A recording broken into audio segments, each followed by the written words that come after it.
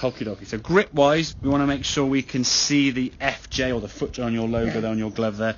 Just get that hand a little bit more over. That's going to help you square the club face up. Bring that club bed back to the golf ball a little bit more square to target, okay? When you held it before, sometimes it tends to go around a little bit to the side, which can cause that ball to go to the right. Now, the swing is, as we said, if we look at these two swings here now, basically side by side, okay? You watch as the club goes back on this one here now. Shoulders aren't really changing position. It's more of a pick up there with the club. Very, very steep with this, but almost like sort of wood chopping down the ground there, not creating much speed or power at all. Whereas this one, if you watch, I see your left shoulder automatically now, you can see your shoulder is moving. Yeah? This shoulder's going down, your body's rotating, okay? You're getting in a position now where your back is facing the target, okay? So we're getting the club more basically in the behind position. Your right shoulder now is going back behind you. Now I think in the past, because you swung straight up, the club was coming back to the golf ball and you kind of knew where the club was. Now you're swinging behind you a bit more.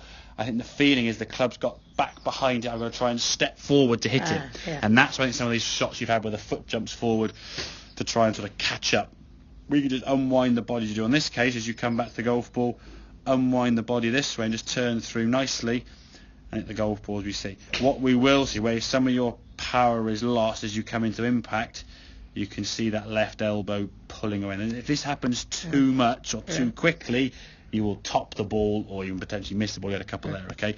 The problem is if we do hit that shot, instinctively for you, you try and then get lower and just drop into the golf ball. And when you do that, you hit the ground behind the golf ball and we just duff it or maybe bounce over the golf ball, okay?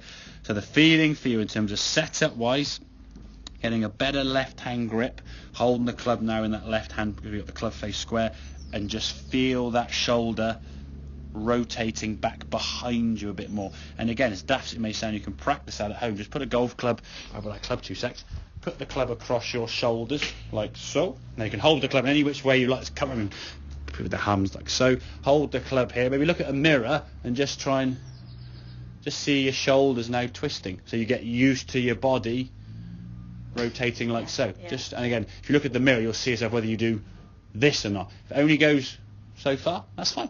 I'd rather see you get as far back as you can comfortably than try to go back too far and therefore sway and then get on the sign of being too much lateral movement and then go back to having no movement. And then you keep going zigzag, zigzag, zigzag, okay?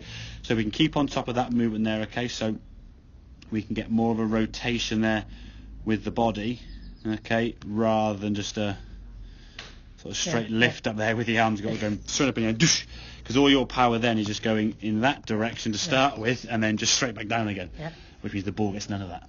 Okay, and we said double your distance. You probably went from about, that first red flag was 40 yards. I don't think you got any drivers, maybe one that just crept past that.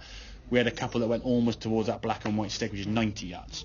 So we're getting towards that consistency of increasing distance, and again, we hit the ball further by creating power like a spring coiling up. If we just try to swing the club harder, as people will tend to do, if you're going up and then down, you hit the ground harder behind the golf ball, so it's not going to improve the distance your shot's going to travel. Okay, does that kind of make sense then, Jay? Good stuff.